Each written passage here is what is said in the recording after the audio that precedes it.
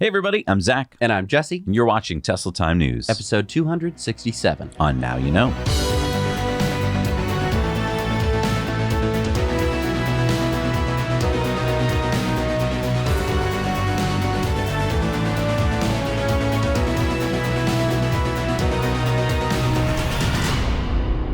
Tesla Time News is brought to you by our amazing Patreon patrons. Help support Create Independent News every week by heading over to patreon.com/nowyouknow. You got some great perks, and you can support us for just as little as $1 a month. This week's episode is sponsored by Blinkist.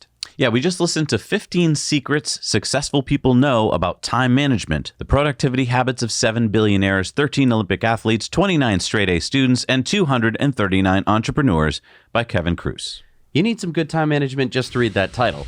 Blinkist lets you read or listen to short blinks of over 3,000 nonfiction books, giving you the best insights in just 15 minutes or less. Yeah, kind of cool that I could blink 15 secrets, which not only had some great tips on how to better manage my time, but also because I listened to it podcast style, Blinkist freed up hours of my time that I could then spend focusing on more productive tasks.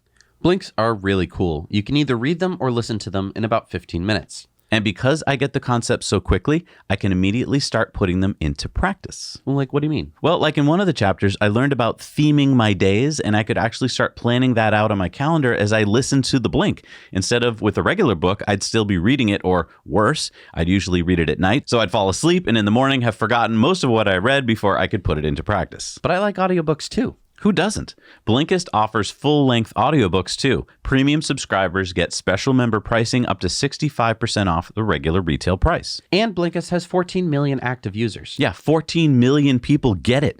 Blinkist enhances books and actually exposes us to more of them.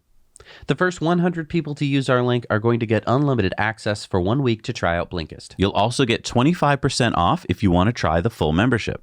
And the 7-day trial is completely free. You can cancel at any time during that period. We're brought to you by BigBattery.com. No matter what you need to power, Big Battery can provide you with the latest battery tech at the best price per kilowatt hour guaranteed. Their batteries are easily installed, require zero maintenance, and they're made right here in the U.S. Pick up yours today at BigBattery.com and use the code NowYouKnow for 5% off at checkout. All right, so let's get an update on full self-driving. Where do we stand? Tesla's full self-driving, or FSD beta, has begun a wider release last week as drivers with a safety score of 100 began getting their 10.2 or 2021.32.25 software update early last week. Yeah, thanks to Dirty Tesla for these 10.2 update videos. So there's some cool new things.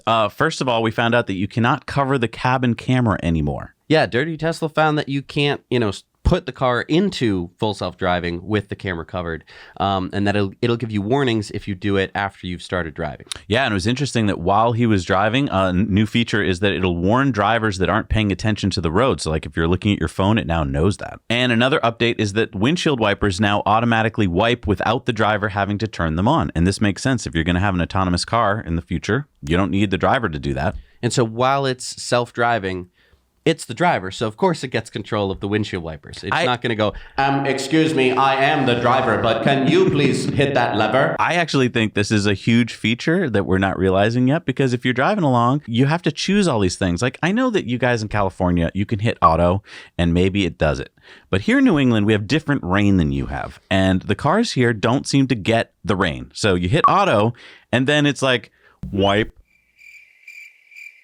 And that's it. Like, it's raining. You've experienced this too. I know you have. It might be misting. It might be piddling. It might be schmitzing. Coming down hard. There's a lot of different kinds of rain in different places. In California, it's either raining or it's like, oh, it's not raining. Oh. But Jeff wants to know, when is full self-driving beta expanding to 99 scores? Elon said, maybe next week. We'd like to get to 10.3 before expanding the beta. But then 2 days later, he said, beta 10.3 releasing Friday next week to all cars with 99 out of 100 safety scores. So that would be October 21st to people with 99. Now, this is a vastly different release schedule than Elon originally put forth. Yeah, well, his original thing was he was going to quickly get to each of these, 99, 98. Right. It was supposed to be 1,000 people a day. Right. That was supposed to be added to the beta, and then every week we were going to be getting a new update. So now it's like 1,000 people every 2 weeks-ish. Right. This makes sense. I'm not going to be like, well, I'm an expert in full self-driving, so obviously you'd want it. I don't know. But why put out something,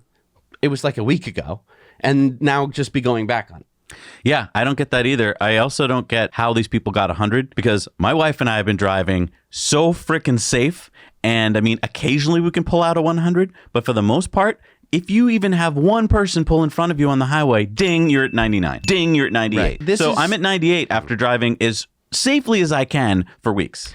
It's really just like people who don't have to drive very far, who live in the middle of nowhere where there's no one else driving around them. I would love to see a map of this because there's no way in the cities that this is coming out to people because there's no way you can drive in LA or Boston or New York and have 100. I mean, I was trying to think back like when I used to live in like Sheboygan, Wisconsin, and like my commute to work, I could go without seeing anybody. Maybe a tractor, but not a person in a car. But I was thinking like there were roundabouts on my route. So I would have had to like gone so slow. Exit ramps now are such a scare for me because I'm like, oh no, I'm going too fast. Yeah. But there is a little glimmer of hope. Yeah. Ross Gerber did get on the full self-driving beta. Yeah, and he does not have a great safety score. He has, I think it's like a 40. Right. I mean, he's a safe driver by all accounts. And I believe him. I understand that he has a 40 and is a safe driver living in LA. Right. I get that because to live in a city means you have to drive completely differently. Yeah, and also in LA, if you leave even a centimeter in front of your car, they pull into it.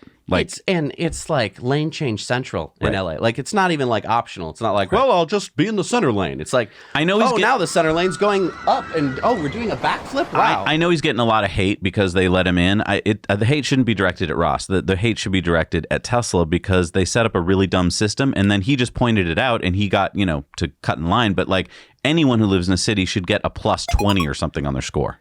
It's a bad system. Yeah. We'll get into this a little bit later. All right. And don't forget to hit that little like button down there. It really helps us out. We really appreciate you doing that. Some good news here is that according to some of our UK viewers, Tesla has opened up orders of the Model Y for the UK on Thursday. Deliveries are supposed to begin in Q1, and it looks like these will be made at Giga Shanghai. That's pretty exciting for our UK viewers because they've been waiting. I can't believe that they've gone this long without any Model Ys. Like I like see a Model Y on the road. I'm like, oh, yeah, it's a Model Y. You don't have any in the UK? That's insane. It's going to be so popular when it hits their roads. Totally. Now, we already know that Tesla has had record sales last quarter of 241,300 vehicles delivered worldwide. But now the China Passenger Car Association, or CPCA, confirmed last week that Tesla sold 56,006 cars in China in September. That, my friend, is a new record for Tesla, beating August's record of 44,000. Yeah, about 3,900 of those made in China cars were exported out of China in September.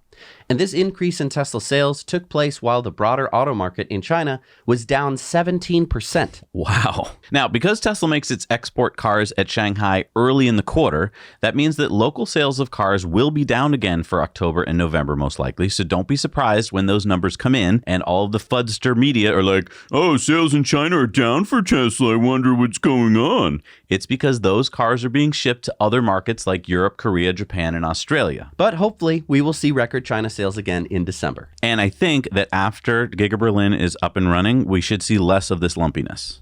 Right, because they'll still maybe be exporting to, Korea and Australia, but they're probably not going to be exporting quite so many to Europe. Right. All right, so it was announced last week by GM that the Korean battery manufacturer LG will be reimbursing GM $1.9 billion for the $2 billion Chevy Bolt recall due to manufacturing defects in LG's batteries. Shilpen Amin, GM's VP of Global Purchasing and Supply Chain, said, LG is a valued and respected supplier to GM, and we are pleased to reach this agreement.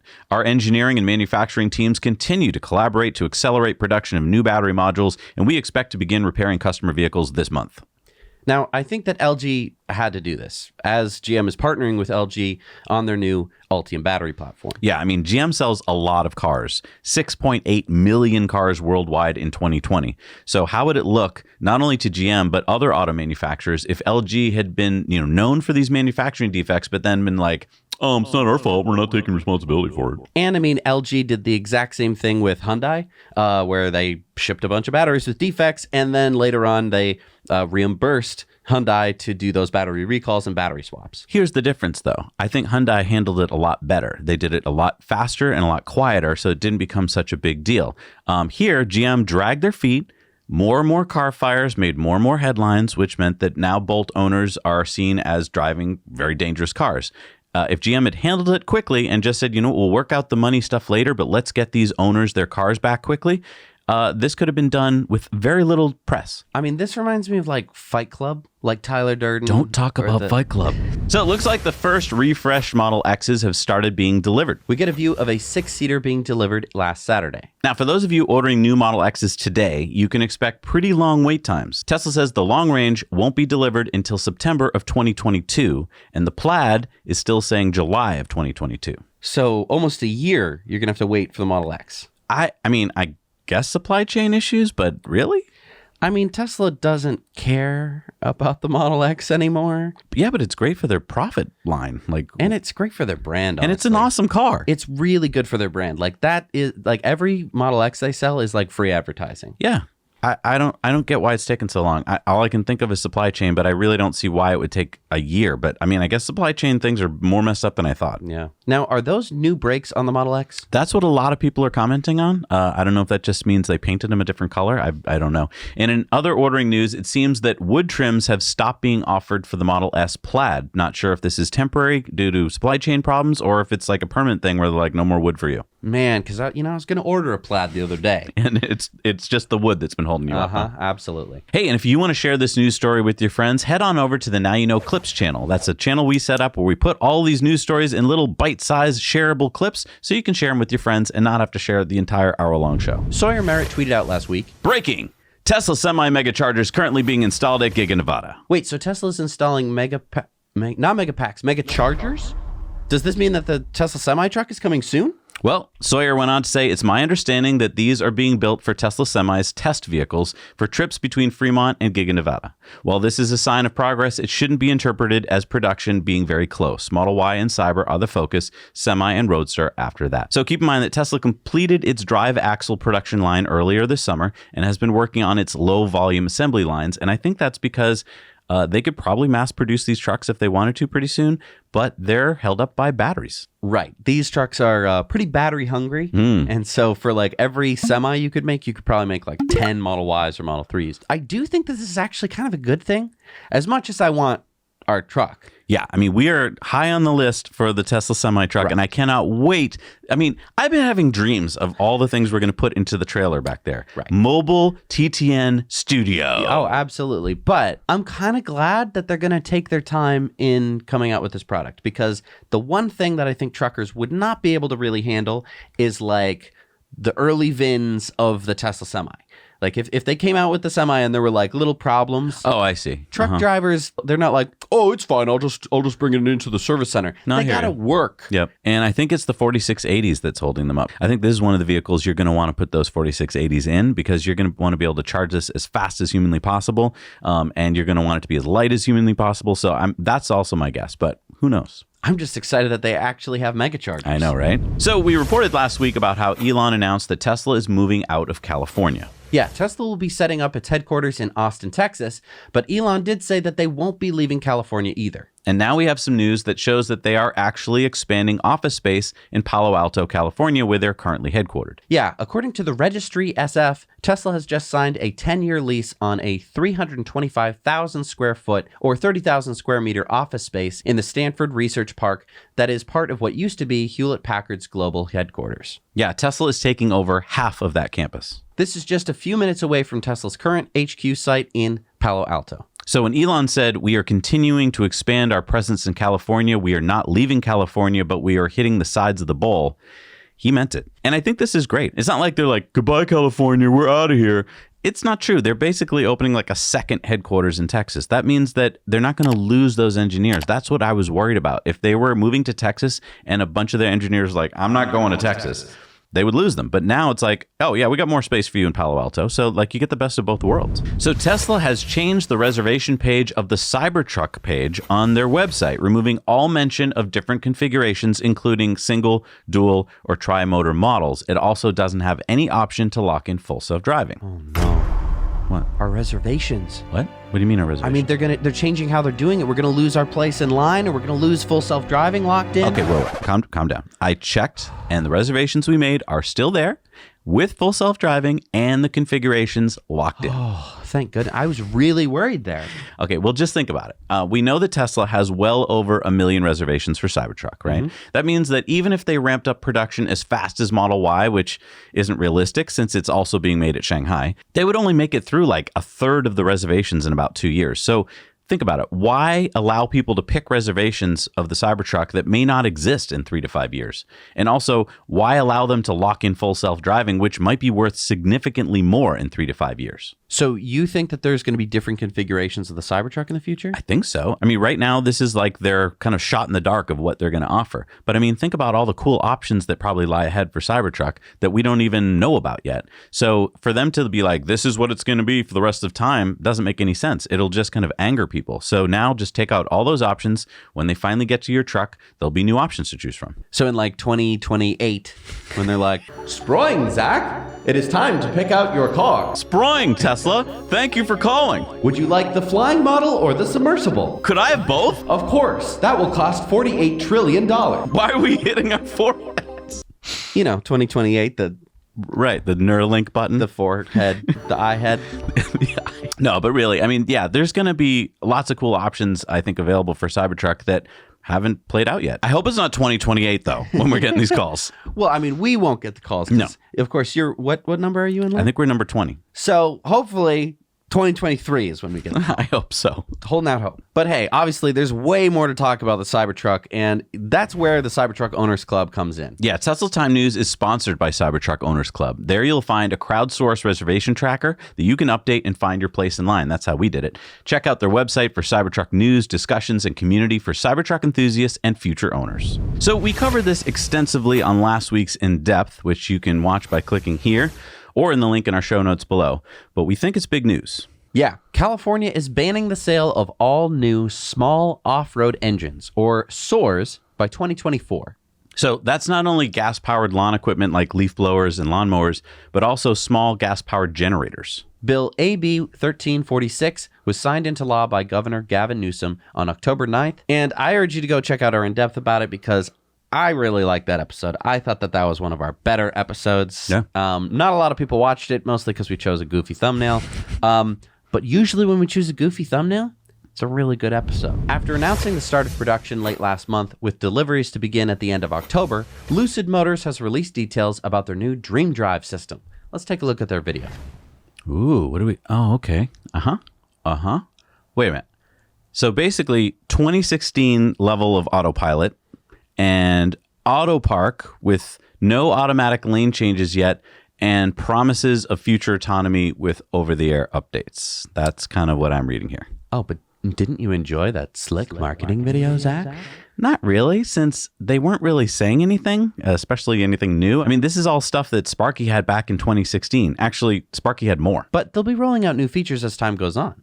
How will they train those features? I mean, Tesla has over 1 million cars on the road and billions of miles of data that their neural nets can cull through. Whoa, why are you being so negative about an all-EV brand? Look, I wish all the best for Lucid, but drawing a false equivalence to Tesla is not helping anybody. Fans of Lucid like the company because they're hand-building extremely expensive cars. But isn't that what Tesla did? Yes, did. Before anyone else was making a respectable EV. Tesla has since miraculously transitioned into a major player, mass-producing far more affordable EVs. So, Lucid will do the same thing. Only if you believe that lightning will strike twice. Or if Tesla forged the path.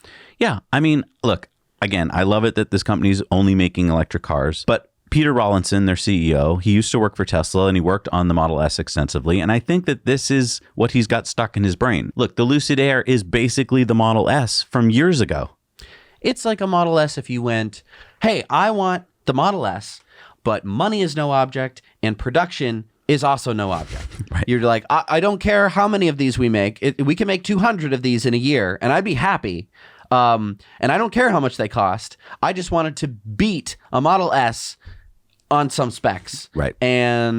But maybe not some features that we don't talk about. It shows you how amazing the Model S is. That car that is 9 years old can still run with this brand new car that supposedly has all the latest stuff in it. Well, and I would argue that the Model 3 is a much better competitor because it costs less than half. Yeah. I don't know. I mean, look, we've been talking about Lucid since the show started. And if it had come out when the show started, it would be very exciting because it would have come out right at the same time as the Model X, and it would have been a serious competitor.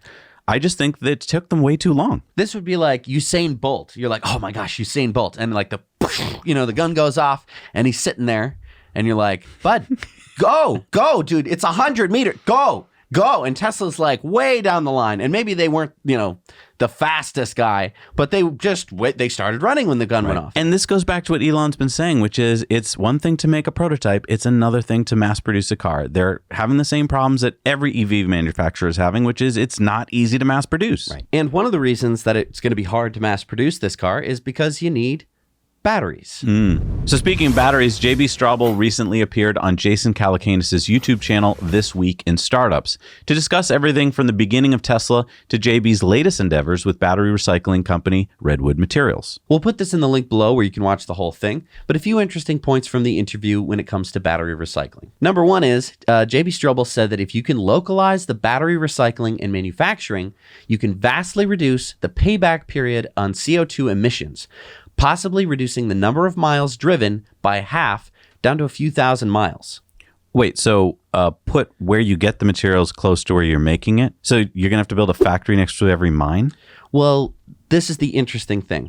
So right now, if you build an EV, the thing that people don't like is it takes so much CO2 emissions to build an EV car. Pointless. Even though your typical like Model 3, you only have to drive for about 10,000 miles before you start to reduce CO2 emissions compared to a gas car, right, since the gas car is producing way more CO2 emissions than a Model 3 running on Polish coal. Like it still is better. Right. And they talk about this in the interview. But if those battery materials are coming from locally recycled batteries. Oh, so not a mine. Not necessarily a mine. We're already pulling this stuff out of the ground. And instead of burning it like, we do with other stuff, if it's still in the car, once the car is, basically done being a car, you can pull that stuff out, zhuzh it up a little bit, put it back into, recycle it, and then put it back in a car. If you can do that all next to the factory where you produce the car, you're going to be vastly reducing the CO2 footprint of just building the car. So zhuzh it up a little bit. That's all it takes. Look, I'm going to start a battery recycling company. All you need to do is zhuzh it up and you're ready to go. It's much more complicated, but for the sake of argument, That's what we're talking about. Now, he also mirrored what Jesse and I have been saying. He said, so many OEMs, countries, factories, and customers are leaping into EVs and making huge announcements about going full electric this decade or next. But I don't think that they have done the math fully when it comes to what it entails in the supply chain and tracing it all the way back to the mines. So he goes on to say that these problems will be caused by shortages in the supply chain of different parts of batteries. Right. So he's saying, I think there's going to be nickel shortages or graphite shortages, and that's going to lead to battery shortages, which is going to hamper a lot of OEMs, doing their all-electric pushes that they're announcing now. Basically, he's just calling them out. He's saying that they haven't done their math. Yeah, I don't know. I hate to disagree with JB, but I feel like he hasn't looked at history. If you look at products that we've made in the past that many people in the industry have said, it's impossible, we'll never be able to make enough cell phones or put up enough cell towers or whatever. It seems impossible until it's possible. When the human species focuses on doing something, we're pretty good at it. So if it's something like nickel, it might look like now, according to supply curves, that we don't have enough nickel, but generally we go and mine it and find it. Now, he did say it takes years to start a new mine, and I get that, but I also think that there are going to be a lot of recycling companies. A whole bunch have already gone public already, like Li-Cycle. No, it's true. It does make me want to forgive some OEMs that constantly are coming out with announcement, we're going to make EVs someday. And you're like, so? I don't care. They're not talking to me. They're talking to mining companies that are going to go, hey, we should start that mine now. So that way in 2049, when they're actually going to produce EVs to, just before the ban, they're going to be buying the battery materials from us. Right. So, I can understand that. But I think that he's kind of right that right now they're essentially saying we're going to land on that landing strip. And you're like, dude, that's jungle. Mm-hmm. And it's like, yeah, but if you say, hey, I'm going to be landing over there, people are going to go, hey, there's a lot of money that's going to be coming down. We should be, getting ready to accept it. Right. Now, at one point, Jason asked JB about solid state batteries. Of course, JB is on the board of QuantumScape. He was very fluffy about timelines, But basically, he cemented that EVs will be the future, pointing out that there is a roadmap of improvement that I thought was pretty interesting. Yeah, I don't know. He kind of admitted a few things about QuantumScape that I already knew, which is that this works great on some lab bench, but that he didn't have any timelines for when it could be scaled up. And Jason kept asking him, like, so you think in 3 years, 4 years? And JB was very, did not want to get into years. And I think that means they don't really know how quickly they can get this scaled up economically. Do I doubt that they can make this battery? No, probably they can. But can they make it cost effective? Well, I mean, he just probably didn't want to publicly say that. Yeah. I don't know. I'll give him the benefit of the doubt. But it was really interesting, and you should go check it out on This Week in Startups. And speaking of automakers that get it and are forward-looking when it comes to battery supply chain, Tesla just signed a new supply agreement with mining consortium Prony Resources in New Caledonia to secure nickel for battery production. So where is New Caledonia? New Caledonia is a French territory in the Southwest Pacific, right here, that is believed to have about 25% of the world's nickel. And where's Old Caledonia? Okay, so how much nickel are we talking about here? Well, according to Reuters, the deal is for 42,000 tons of nickel by 2024. So is that a lot? Well, if Tesla uses about 45 to 55 kilograms of nickel in a Model S or X currently, then 42,000 tons of nickel, which is 38 million kilograms, would be enough to make battery packs for 692,000 Model S's or Model X's. So it's a lot. And maybe it's all they would need if they're using nickel for things like the Semi and the Roadster, which, although the battery packs are bigger, the numbers being produced of those vehicles aren't that high. Right. I mean, at Battery Day, Elon basically said that they wanted to be slowly switching to iron-based cells, not using as much nickel, because iron is obviously cheaper. Right. So, I mean, this would only be being used in certain vehicles, like high performance or very long range vehicles. Right. Roadster, Semi, maybe X and S. And maybe Cybertruck. So, yeah, I mean, I don't think this is all the nickel they're ever going to need. This contract only goes out to 2024, but it does show that, I mean, that's quite a bit. And what it really shows is that Tesla is thinking about battery supply in the long term. Right.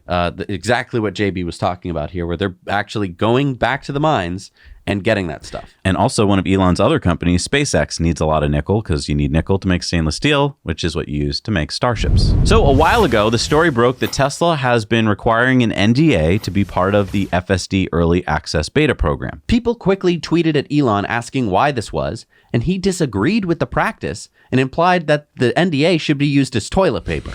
However, this news prompted NHTSA to act. And so they sent a letter to Tesla. Recently, NHTSA has become aware of reports that participants in Tesla's FSD Early Access Beta release program have non-disclosure agreements that allegedly limit the participants from sharing information about FSD that portrays the feature negatively or from speaking with certain people about FSD. Given that NHTSA relies on reports from consumers as an important source of information in evaluating potential safety defects, any agreement that may prevent or dissuade participants in the Early Access Beta release program from reporting safety concerns to NHTSA is unacceptable. Moreover, even limitations on sharing certain information publicly adversely impacts NHTSA's ability to obtain information relevant to safety. In order to ensure that non-disclosure agreements regarding the FSD Early Access Beta release do not interfere with NHTSA's ability to exercise its oversight responsibilities, we are issuing the attached special order to Tesla. So basically, no one besides Tesla and those who signed the NDAs have seen them. When the story broke, there were no copies of the NDA floating around the internet. Now, this sounds really bad. Well, but if you really get down to the nitty-gritty of this, Tesla should have included a statement in their NDA saying that you could talk to NHTSA about concerns you have. And the NDA either has this in it or not. I'm not a lawyer, but my guess is that if Tesla didn't include regulatory agencies in their list of people not to talk to, they could probably argue that they didn't do anything wrong. So if we really read into all of this, NHTSA is basically just asking for a copy of this NDA, and Tesla has until November 1st to give it to them. Right. I mean, this is the sort of thing that gets a lot of press, but usually ends up not really amounting to much, especially since Elon has told people they can flush those NDAs down the toilet. Now, I can see that NHTSA kind of has to do this. It's basically part of their job. If GM had Bolt owners sign NDAs saying that they couldn't tell NHTSA about their Bolt fires, you would want the same response. It's just that in this case, I don't think that there's going to be that much trouble. Right. I mean, the worst thing Tesla could have done was kick people from the beta program. And it's kind of telling that in the special order that NHTSA sends to Tesla, if Tesla doesn't get back to them after November 1st, the fine per day is like $22,000 a day. It's like, we know how Elon is with that's fines. Not a lot of money, right. For them to, they could just ignore this until the end of time and they'd still probably like be okay as a company. Like they shouldn't, but they could. But that's not the only thing that NHTSA is mad about. In a separate letter sent to Tesla, NHTSA again asked for information, this time in regards to Tesla's recent over-the-air update called Emergency Light Detection, in which a Tesla driving in autopilot under low light conditions would respond to seeing emergency vehicle lights by slowing down and alerting the driver. What? NHTSA didn't like that update? Well, apparently, That was no update. What are you talking about? That was a stealth recall. What? As Tesla is aware, the Safety Act imposes an obligation on manufacturers of motor vehicles and motor vehicle equipment to initiate a recall by notifying NHTSA when they determine vehicles or equipment they produced contain defects related to motor vehicle safety or do not comply with an applicable motor vehicle safety standard. C49 U.S.C. Section 30118. This recall notice must be filed with NHTSA no more than 5 working days after the manufacturer knew or should have known of the safety defect or non-compliance. C49 CFR Section 573.6. Section B. See also United States versus General Motors Corp. 656F. Supplement 1555, 1559, number 5, DDC 1987. Any manufacturer issuing an over-the-air update that mitigates a defect that poses an unreasonable risk to motor vehicle safety is required to timely file an accompanying recall notice to NHTSA pursuant to 49 U.S.C. Section 30118 and 49 CFR Part 573. Wait a minute. Hang on. Haven't there been plenty of over-the-air updates that help Teslas become safer? You mean one that mitigates a defect that poses an unreasonable risk to motor vehicle safety? Yeah. I mean, what about back in 2018 when Consumer Reports found that the ABS system of the Model 3 wasn't tuned correctly and Tesla fixed it in like a week with an over-the-air update? Oh, right. And we tested that.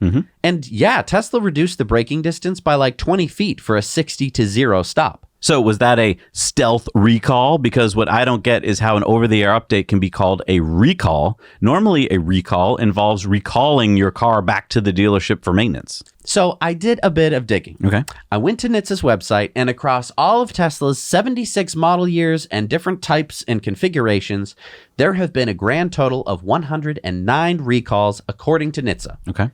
I was only able to find one that was fixed by an over-the-air update. Okay. It was about trailer brake lighting. So you would plug it in your trailer and the brake lights on the trailer wouldn't turn on. Okay. This affected about 2,500 Model Ys. This was September of last year. And they fixed it with an over-the-air update. The rest, 108 recalls, were mostly due to bolts or wiring or seats and stuff like that.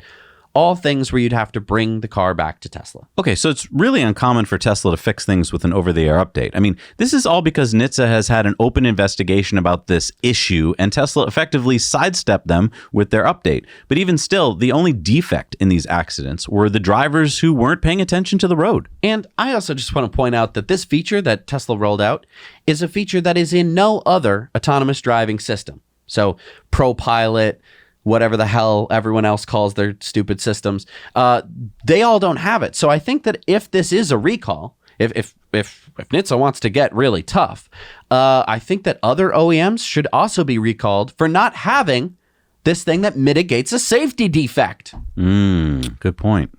I mean, why are we picking on Tesla here? Just because they're the most popular car and have the most useful autonomous driving system? I think this is because NHTSA is just doing this responding to senators who have sent them letters, and they're just trying to basically appease those senators by saying, we did what you asked, we picked on Tesla. Right. And you know what's sad? This goes back to the whole union issue. I hate to say it, but it's Democratic senators who were told by unions, hey, you got to do something about Tesla because they're not a union shop. Right. And it's ridiculous how many steps back this is from anything useful to the public. That's true. Right. They're like, hey, you didn't, you didn't take, here it is. You didn't do that thing that you're supposed to do, Tesla. What's going on? So according to a new survey by IC the Tesla Model 3 was the best-selling used car in the USA.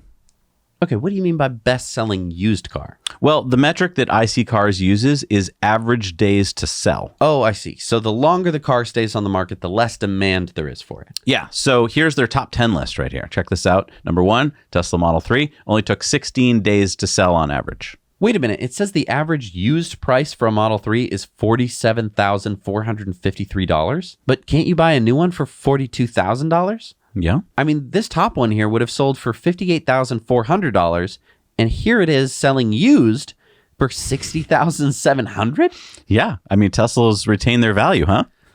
Or increase in value. There's a delay in when you can get one, so that increases the value of ones that are already available on the road. Wow. Okay. It's like a vintage wine. It does. It's better with age. Well, I think I'd like the 2019 with about 9,000 miles on it. and this kind of justifies Tesla raising their prices because this is obvious demand. Yeah. So Tesla Insurance is launching in Texas with the dreaded safety score beta as the measuring stick. Texans can visit tesla.com/insurance to sign up and find out more. I'm sorry. I thought you had accepted Tesla's safety score. To judge the first 1,000 beta testers for full self-driving, maybe.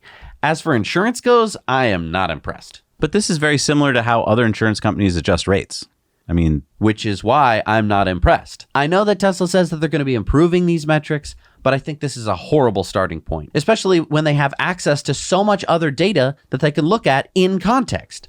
all right, so maybe this isn't good for drivers like you, but this might be very helpful for people who have terrible driving records. As Tesla states, you will make monthly payments based on your driving behavior instead of traditional factors like credit, age, gender, claim history, and driving records used by other insurance providers. So you were so mad when you first started driving and had to pay like $400 a month to insure your car just because you were young. Well, okay. But speaking of premiums, what are we talking here? All right, so it depends on your score. Everyone will start out with a 90, which should start you at about, like, say, $120 a month. Although this should change depending on your car and your coverage. According to this example by Tesla, your premium will be trailing 2, maybe 3 months, with people with, like, say, 98s, like me, earning a premium of only $83 a month. Okay. But first of all, I just want to talk about the safety score. I don't think that it is a good metric for measuring safety. And I would agree with you. I mean, now that I've been driving with it for multiple weeks, it actually is making me a less safe driver. I mean, I have so many examples now of where I'm trying to drive safely, someone cuts in front of me, and instead of doing what I normally would do to react, I have to be like, oh, wait, but don't brake too fast and don't change lanes too fast. And so now I'm effectively like stuck as a driver. You're slowing yourself down as a driver. You're like, which puts me in danger. I can't tell you how many times I've put myself into danger to keep my score high. Now, again, yeah, they might be improving the score, but they're going to be rolling it out like any day now. And they're sticking with this score, which just makes me feel like they're going to just wait. Now, okay, but good news here, I think, is that it can be changed. As they begin to look at the numbers, like, I don't, maybe Tesla doesn't even have a team looking at this yet. Maybe they just came up with this and they, moved on. As soon as they actually start looking at this to see if it's effective, they'll be able to compare a control group to the group using the safety score thing, and they'll be able to keep refining it. I just, correlation does not equal causation. I think that they should be doing a little bit more work in here. All right, so here's my big question here. These premiums look great. From examples from Tesla's website. But my question is, what happens if my safety score is 100 and I slam into the back of some other car because I was trying to keep my 0.3 Gs of deacceleration? Do I still keep a low premium because my driving score was 100? Right. I mean, I assume they're going to count accidents, but they didn't say they were, so I don't know. What I do like about this is that it's not just making assumptions based on an actuarial table. Normally, it's like, you're male, you're 16 years old, and this is what you pay. And that's not fair, because maybe you're the greatest driver of all time, and it doesn't matter your age or your gender or whatever. And I mean, especially your credit score. I mean, what? So, I mean, I like that this is trying to base it off of who you really are as a driver. It's just that we're complaining that they're not there yet. Right. And I'm sure they'll get there. Oh, I'm sure too. It's just right now they're using garbage in, garbage out kind of stuff. True. And so I think a lot of people don't like this metric. There are some people who do really like this metric. Well, and they probably live in Des Moines. And well, it's all the very slow drivers on the road who are like, well, finally, I'm vindicated on the way that I drive. But here's the thing. I thought slow was the answer too, and it's not. As I've been testing this, I've been driving very slowly, and I still have rides where I'm dinged because of people like pulling in front of me, or because I had to brake hard. And if you're going 55, it's not hard to brake hard. And so yes, it helps a bit, I guess, but like, it's not the end all be all. Just drive slowly. All right, so let's check in with Eli for the Starman Report. Welcome back to the Starman Report. I'm Eli Burton, your host. And this week, Sir Captain Kirk, aka William Shatner, became the oldest human to cross the Kármán line. He did this as he completed a trip to suborbit on top of Blue Origin's rocket. Here's what Mr. Shatner had to say about his experience. I hope I never recover from this. I hope that I can maintain what I feel now. I don't want to lose it. It's so much larger than me and life. And it hasn't got anything to do with the little green planet, the blue orb, and it has nothing to do with that.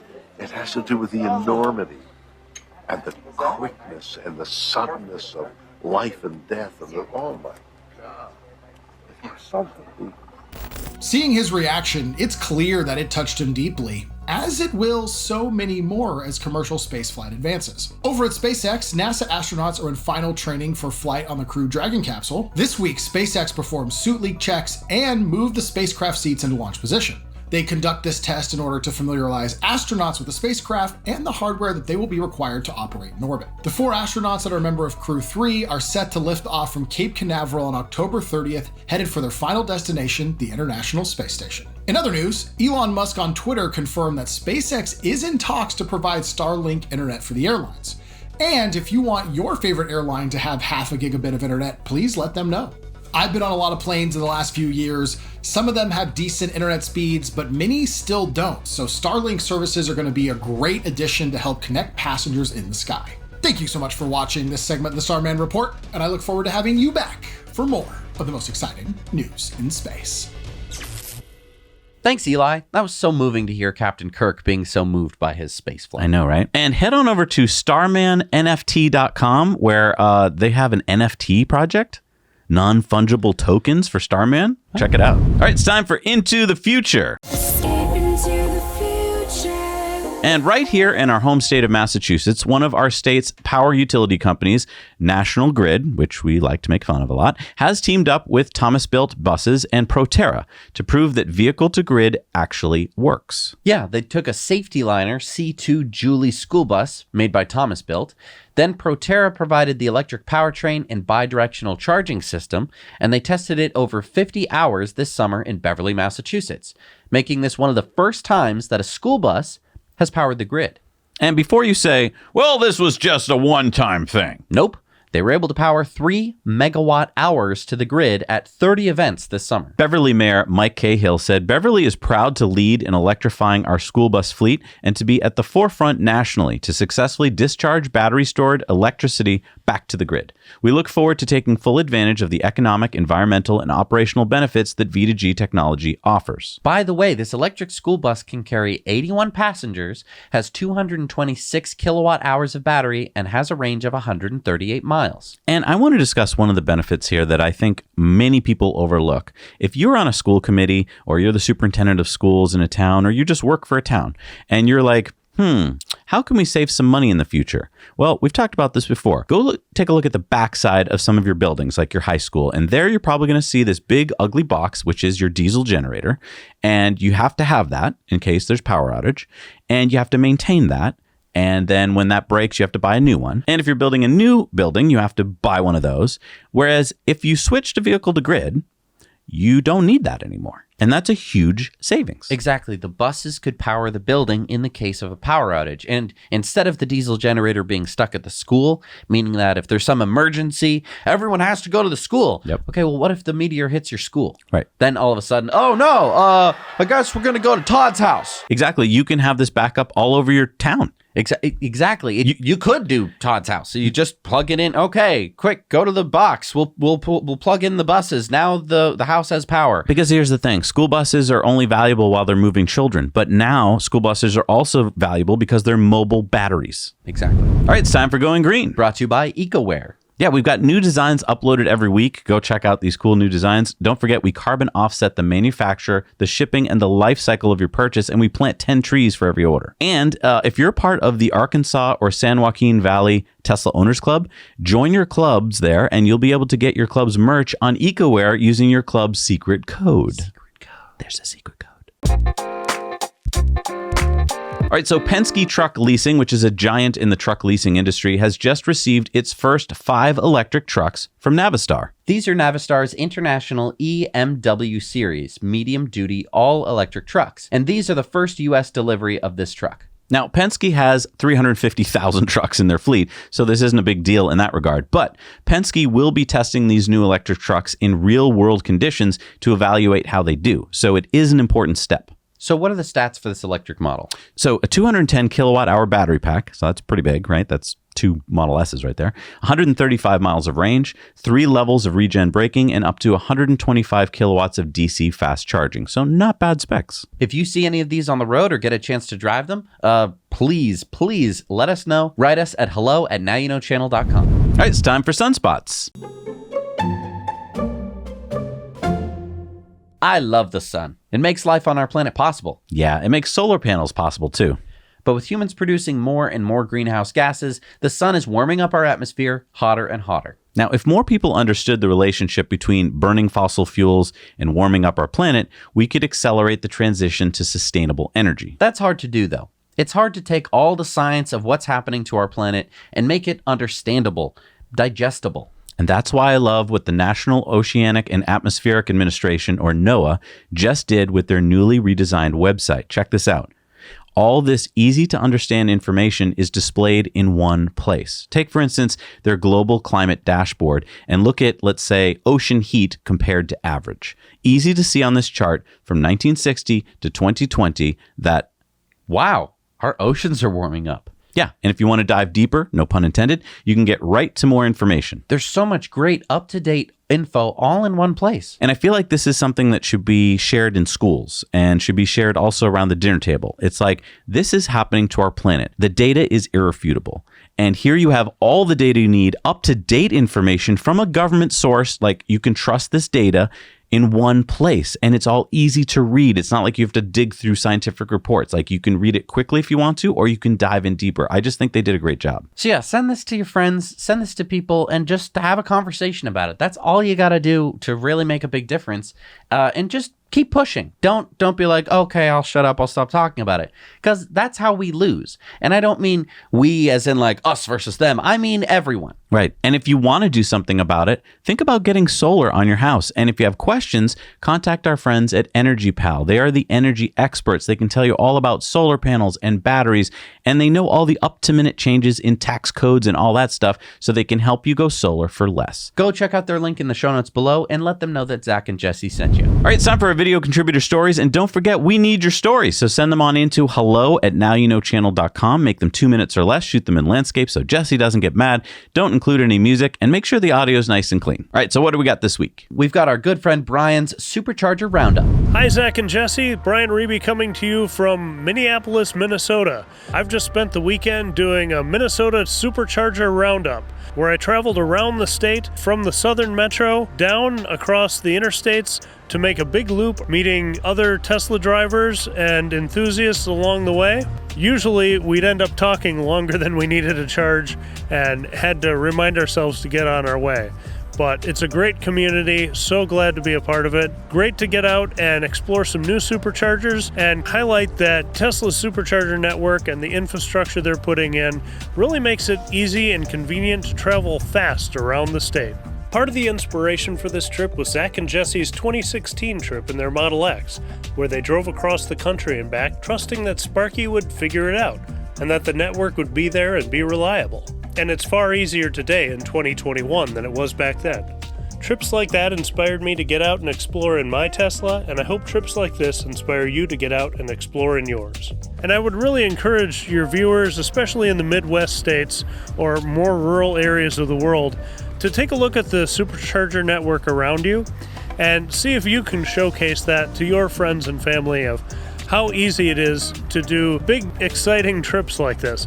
Now, I personally wouldn't suggest that a person do this kind of thing in 2 days alone, but if you see a place that has a supercharger you've never been in your state, it's a great opportunity to go to that area and see what's around, the state parks, the regional parks, the local parks.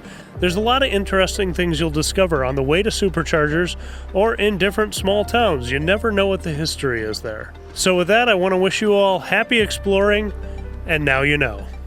Now, Brian knows how to shoot things. He's really good at it. Thank you so much, Brian. That makes me want to go on a road trip right now. All right, it's time for Patreon bonus stories. And if you want to head on over to patreon.com/nowyouknow, you can support this channel and get a whole bunch of cool perks, including our bonus stories. You get all these cool bonus stories for $1 a month. We're going to be doing bonus stories on Waymo having some trouble, a thank you from Brownsville, Tesla safety, Australian soldiers using e-bikes, and what's going on with Herbert Diess and Elon Musk.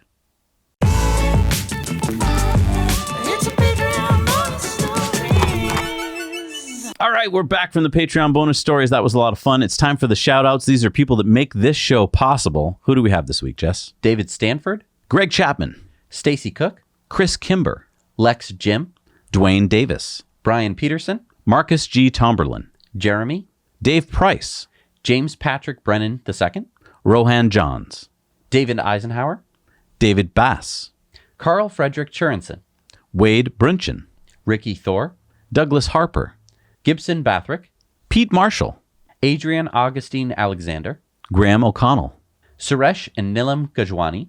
and Balls Meyerhans. Thank you so much for supporting us. This show doesn't happen without you. All right, it's time for Elon's tweets of the week. Coffee X Anarchy. Got it. Thanks, Elon. Pretty wild, but familiar coming from flying with airline autopilot. Most impressed it picks up speed bumps and slows down for them. Least impressed, it didn't see my neighborhood gate. So not perfect, but pretty amazing. Elon said low occlusion gates are challenging, but should be fixed soon. Matt Joy said, my first full self-driving beta 10 drive thoughts. This visualization is mind-blowing. Why can't I stop joy laughing? Is this seriously my Tesla now? It was totally worth the money and the time. Buy Tesla, going higher. Amazing job, Elon and Karpathy. Elon said, just want to emphasize that this was the work of hundreds of awesome engineers in both software and hardware, over 1,000 data analysts, and billions of owner miles. Lex Friedman said, every shower temperature control is different. This is a good example of primitive human-robot interaction. Elon said, not to mention warm-up latency. That is so true. It's like... So relatable, there is Elon. Half a degree. Teslarati tweeted out, Tesla releases updated Giga Berlin render, complete with graffiti art. Elon tweeted, all the stairwells currently shown as wood-clad will actually have graffiti. Well, this is cheap for them. They just have a bunch of people go out there with spray cans. I guess. I don't know. Clean Technica tweeted out a story they did of a Cessna versus a Tesla Model S Plaid. Let's check out the video. Elon said there's something great about the Cessna 172, 182 design. But they should go electric now. Less range, but so easy, quiet, and clean. Eric Berger said, I think a lot about the fact that in 52 years, we've not gone further. And this is in reference to Chris Jones's tweet that said, you want to know what's nuts? The Wright brothers' first flight was in 1903. Neil Armstrong and Buzz Aldrin were on the moon by 1969, only 66 years between them. Millions of people remembered the first and watched the second. I think about that a lot. And 52 years later, we haven't gotten anywhere close. We haven't even gone back to the moon. Right. And Elon agrees. He says, yeah. Alex said, per car sold, Tesla invests the most in research and development and the least in advertising. Customers appreciate that. Yeah, take a look at this. Stellantis, otherwise known as Chrysler, spends the most on advertising and the least on research and development. And Coffee Table Tesla said, wish I could see this for insurance companies. Can't stand paying for how much advertising Progressive does. Tesla insurance needed. Elon said, agreed. Trying to get all the approvals needed to offer insurance is extremely difficult, but it's coming. Tesla Silicon Valley Club tweeted out this from John Ehrlichman. It's the current valuations of all these companies. And if you look at GM, Ford, Toyota, and so forth, they're worth $107 billion combined. And Tesla is worth more than that. Stunned, right? Wow. Yeah. Marge tweeted out, I heard somewhere you're supposed to keep a copy of The Hitchhiker's Guide to the Galaxy in your glove box. And Elon said, always. And they also have a towel. You should always have a towel. NASA tweeted out, William Shatner, we wish you all the best on your flight to space. You are and always shall be our friend. And Elon tweeted, Godspeed, Captain. So great to see him go into space. That was really nice. Tesla Club LA said Tesla did get approval to build a new 40-plus stall supercharger site, but they are facing long timelines in processing their city permits. Council member Phil Brock, Mayor Sue Himmelrich, and city manager, please help push the permits through. Elon said, hoping to get this done soon. Yeah, so contact your elected officials and, crack the whip. Warren Redlich said things that make you go, Elon said, these are strange days. Galley said, it's your fault, Elon. You convinced the world EVs are the future. Now market's going bananas funding any new electric car startup. They think it's easy to do what Tesla did. Elon said, I hope they have a high pain tolerance. Scaling production, supply chain, logistics, and service is a world of hurt. Deborah tweeted out, Elon Musk joining a business meeting after tweeting some dank tweets. Elon said, pretty much. Now, here's a tweet thread. We're not going to read it all. This is one for tax accountants. If you like it, slow it down and read it. But basically, they're talking about how Elon's going to have to pay about $10 billion in taxes coming up soon because he's going to get all these stock options expiring. And they're tweeting about the best way to do it. It's great that he's getting free tax advice. And Elon tweeted out, yeah, correct. So for all those people out there who are like, Elon's a billionaire and he doesn't have to pay any money in taxes. Yeah, he does. It's just that he hasn't been paid up until now. Right. He's had a salary of like $1. Yeah. For years and years and years. He's finally starting to get some of these stock options, and he's going to be paying about $10 billion in taxes. Yeah. How much did you pay in taxes last year? Yeah. Stonks Trading tweeted out, no kidding, big short investor Burry says he no longer is betting against Tesla. And Elon laughed hysterically to that, and so did we. If you haven't seen our in-depth called The Shorts Have Been Squeezed, you should definitely go check that out because we talk all about this. Now, we talked about this thank you that the Brownsville, Texas students gave to Elon and SpaceX on our Patreon bonus stories this week. And Harrison said, do you ever think SpaceX could have an open house at its facilities in California, Brownsville, and Florida? It would be a great way to get the community excited about what you guys do. Elon said, we can do that partially, but detailed rocket technology is considered advanced weaponry, same as nuclear missiles. So there are more limitations than at Tesla. But yeah, you can still do an open house. Yeah, you don't have to be like, and then you're This is how you make this. Yeah. Here's the launch codes that you don't need all that. Okay. And anything Tesla said, full self-driving beta visualizations are so beautiful. Elon, this is like a video game. When can we expect single stack V11? Elon said, yeah. All right, it's time for our poll. We asked you, when do you think California's ban on lawn equipment will go into effect? And of course, this was talking about our really good in-depth with the really wacky thumbnail last week. So we asked, and our patrons answered, and it was kind of a tie between 2024 and 2025. So I'm still excited, though. That's soon. That's around the block. Exactly when we wanted it to be. All right, it's time for Community Mail Time. And remember to send your stories into hello@nowyouknowchannel.com, and maybe we'll get them on the air. Keith sent us photos and a video of the 2021 Next Ride Electric Avenue event for Drive Electric Week in Halifax, Nova Scotia. They had a Mach-E, an e-tron, an Ioniq, and a Kona, and of course, lots of Teslas. And thanks for the drone footage, Ken. We talked about in our in-depth how Assemblyman Mark Berman passed this law or got this law authored. And there's a thank you letter here from our viewer, Brian. So yes, you don't only have to write complaint letters to people. You can also write thank you letters to those representatives that do what you like. And that was really nice of you, Brian. Kevin sent us this video. Wow. A volcanic flare. Nice. I mean, the photo wouldn't have captured that. So thank you for the video, Kevin. But not to be upstaged by this wrap, Anthony's Australian Standard Range Plus with this awesome wrap. It looks like he's ready to race. Ooh, nice. And Jared sent us this photo he took of an Rivian R1T. He spotted it outside of LA. Rivian, you're going the wrong way. That's LA. You're supposed to be coming east to my house. Andrea spotted a Polestar charging in Tallahassee, Florida. And are those gold brake calipers? I mean, you want good thermal conductivity. So wait, you start the brake and then they turn to one big of gold? No, it helps pull the heat away. Okay. Reg sent us this photo of a Chevy Bolt in Quebec City.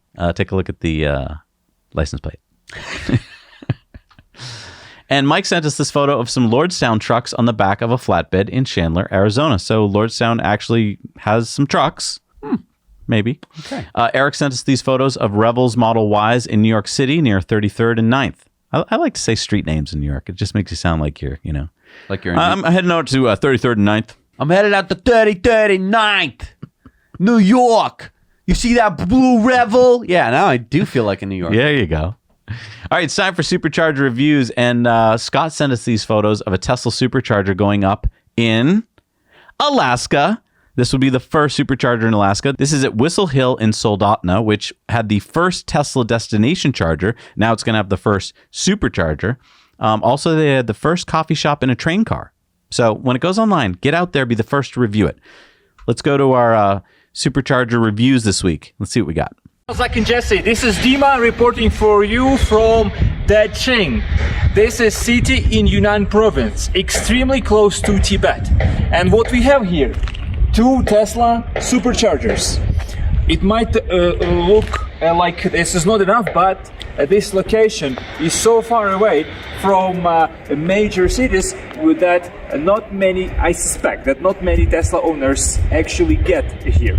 And the fact that this supercharger is here tells me that a Chinese Tesla owner can travel all around China without any problems. My current altitude, just for you to imagine, my current altitude now is somewhere around 4,000 meters above sea level. So in terms of amenities, lots of Chinese restaurants, no coffee shops, but there is no need for any coffee shops here. Over there you see extremely beautiful mountains. They are called Meili Mountains. The highest peak is 6,700 meters high. I give this location 10 out of 10 because it is so remote and it is extremely beautiful. Now you know. Hey, Zach and Jesse, it's Morgan here in Kelowna, BC at the Best Western Supercharger. It's an 8-stall V3, I believe, and it's located right here in the Best Western. It's a little tricky. You have to drive through all the way around to the back of the building, and that's where they're located. They're a little hidden, but it's really great. It's very centrally located here in Kelowna. Great stop as you're driving through the interior of BC. Also, if you're staying here, they actually have a taxi service called Current Taxi, and it's all Teslas. So if you'd like to have a clean transportation and not take your own Tesla, there's that option as well. Now you know. Hey, Zach and Jesse. Welcome to the 8-stall version 3 Supercharger in Spokane, Washington. We're here today along with a nice white Model X and a nice white Model 3 down at the end there, in addition to our black Model 3 mid-range. This Supercharger is very conveniently located right next to Interstate 90 in an Exxon gas station parking lot. There is a wide variety of choices while you're waiting for your car to charge. We have a Starbucks, a Subway, an Iron Skillet, which the report from my wife is they have an excellent looking menu. Then, of course, there's the convenience store associated with the gas station itself. Across the street, if you're here for your dental checkup, there's the West Plains Dental. There's a McDonald's over there. And then if this weren't a version 3 and you had a little bit more time on your hands to kill, you could go across the highway and squeeze in your workout at Anytime Fitness. But alas, I don't think that's going to work. So, I would say, given the close proximity to the highway, the wide variety of amenities available, I am going to give this one a 9 out of 10. Now you know. Hey, Zach and Jesse, this is Martin from Finland, calling to you from Radom Supercharger site in Poland. So there are 4 Supercharger stalls, or there were 4 now. There are just 2 working, or V2, and the other 2 are being remodeled probably to V3. There is the Leclerc store, which hosts a lot of amenities, grocery stores, and there is a really good pizza parlor, so definitely recommend to visit.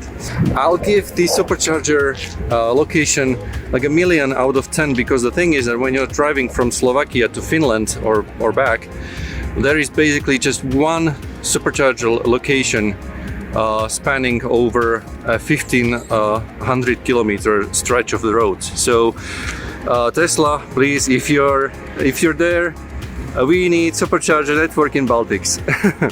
Thank you so much, and now you know. Well, hi Zach and Jesse, this is Brodie Wolstenholme with the Arkansas Tesla Owners Club, reporting to you here from the Heartland Inn and Suites in Wheatland in Wyoming. In addition to having a supercharger station here, this hotel also has 4 destination chargers. It's very convenient for I-25. See this just running across here. You've got a Motel 6, you've got the Wheatland Travel Plaza, and then you have the 8-stall 150 kilowatt supercharger as well. Much easier to get to this than the supercharger in Cheyenne, which seems to be tucked well away, about 10-15 minutes off the I-25. This one is literally just a couple of minutes. Now you know. Awesome. Thank you to everyone who does Supercharger reviews. We have a map where we have all the Supercharger reviews. You can plan out road trips that way. You can just find nice looking Superchargers or ones to avoid. Yeah. And you can upload your own Supercharger reviews there. That's where we grab them and put them onto the show. All right, what do we got for new Superchargers in the world? We've got number 22 in Indiana. It is the 8-stall version 3 in Hobstadt, Indiana. Number 125 in Canada is the 12-stall 150 kilowatt in Montreal, Quebec. We got the 4-stall version 3 in Akureyri, Iceland. We got number 7 in Iceland. Remember when Iceland didn't have any? Now they have 7. A 3-stall version 3 in Hofen, Iceland. You can now drive all the way around Iceland in your Tesla. All running on basically geothermal power. I know, right? I want to do that so bad. We've got number 83 in Norway, number 706 in Europe, the 4-stall version 3 in Karasjok, Norway. 245 in California, the 8-stall version 3 in Sonoma, California. Number 16 in Tennessee, number 1,161 in the USA, and number 3,061 in the world is the 8-stall version 3 in Crossville, Tennessee. Nice. So not that many, but a good number. We finished a whole island. I know, that's pretty good. All right, it's time for the Patreon giveaway. And if you want to get into this big barrel of fun, join us on Patreon. The more you support us, the more chance you have to win. We are giving away a $30 gift card to EcoWare, which is pretty cool. And who is our winner this week? Our winner is Nate Clucky. Congratulations, Nate. You're going to be able to choose whatever you like there at EcoWare. Maybe one of our new... This is an old design. It's a goodie. I like that design a lot. Yeah. We have new designs going up all the time, and we design everything with solar energy because this building is solar powered. Then we carbon offset everything. We plant 10 trees. We help cap a well so that your purchase is carbon neutral and then carbon negative. As carbon negative as we could get without drastically increasing the price of the product. Just that way when people are like, yeah, but what about your shirt? You can be like, yeah, it's super carbon negative, dude. Exactly. I mean, how many things do you own where you've done all that work for it? Right. And if you're one of those people who likes to get a jump start on the holidays, we're here to help you with a special promo code for EcoWare. You can save an extra 10% by using the code EARLYBIRD. Why didn't we put this earlier in the video? Because we're rewarding people who watch to the end of the video. Hey. Huh? Hey. Now, also... Hey, good job. Get yourself 10% off at EcoWare. Also, we have a new design no one else knows about but you because you watch to the end of the show. Don't Mess with Tesla. Available as a t-shirt and other cool apparel like sweatshirts, hats, and mugs. We have so many cool products. A lot of people go on the site, they get their t-shirt and they leave. But we also have phone cases, towels, pillows, pet top tanks, pet bowls, pet bandana collars, shower curtains. Like, look, we have so many cool gifts. Like, I didn't even say it. The flip-flops, the stickers, the masks, the bags, the backpacks, the laptop cases. You're going to find a bunch of awesome gifts on EcoWare. So remember, use our early bird promo code, save some money, get your gift stuff out of the way for the holidays. Doesn't it feel good when you're like, oh, you know what? I'm done shopping. And even if you're not shopping on EcoWare, which you should, I've heard from a lot of places that because of supply chain shipping problems, you should probably order all your stuff early. That's so what I'm talking don't about. wait for Black Friday. Do not wait for Black Friday. Just get started now. Be an early bird. Use the code because the world is so messy. Here's the thing. I know you're watching right now and you're like, well, I want my significant other to get it for me. So now you have to start dropping some hints. So what we're going to do right now is we're going to say something really loudly, okay? So that the person in the other room will hear it. So you wander off to the bathroom for a second. Turn up the volume or turn it down, depending on whether or not you want it. And this is for the person in the other room. Okay, you ready? 3, 2, 1. Hey, Jesse, guess what? What? Hey, are you looking for a holiday present for somebody? Yeah, maybe someone who likes this show. Well, you know where you should go? EcoWare.us. They have designs that anyone who watches this show would really like. And you could go there right now and use the code EARLYBIRD to get yourself 10% off for that person who's really hard to shop for since they bought themselves a Tesla. Subtle. Nice. Thank you. So, you're welcome. And we'll see you next week. I want to thank our patrons who've been scrolling by here. Thank you for just making the show possible. Did you notice that we slowed it down? Yeah. I was watching it a few weeks ago, and I was like, because normally I watch it at double speed just to make sure there aren't mistakes or whatever. And I was like, God, that's hard to read. So I slowed it down, and it was still hard to read. What is this, daytime television? Right. So we've added more time at the end. We've slowed it down. We've made the font bigger, so you can really like spot your name there that's going by. I think that's important because we have so many people that support us. It makes the show possible, and it makes it so that we can actually dig in and do the kind of investigative stuff. I mean, look, there was a story this week where we had to kind of stop everything and both go on our computers and spend like an hour finding out the information.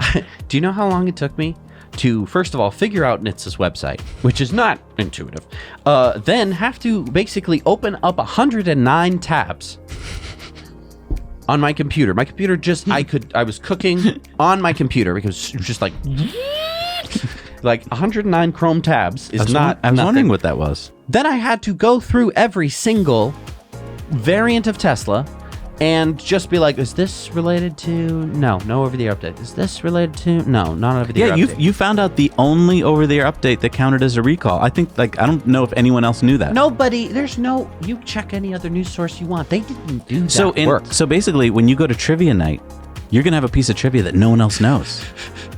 Well, I thought that it was an important part of the story. That NHTSA was like, hey, you can't do over-the-air updates. Well, I wanted to know, is that true? Like, how many of these updates have been recalls? Oh, only one? And it was basically because they forgot to add turning on the trailer brakes? Yeah. Brake lights? I don't know. So, I appreciate you because I would not have done that if this was just some show where it was like, yeah, we just need to get views, whatever. Right. Just let's pull some stuff up. Let's make sure that the thumbnail's really, really good. That's all that matters. Yeah. And that it's, 4 minutes of us just talking about stuff we don't know anything about. Thank you so much for watching all the way to the end. Again, early bird over on ecoware.us. We'll see you next week. Now you know.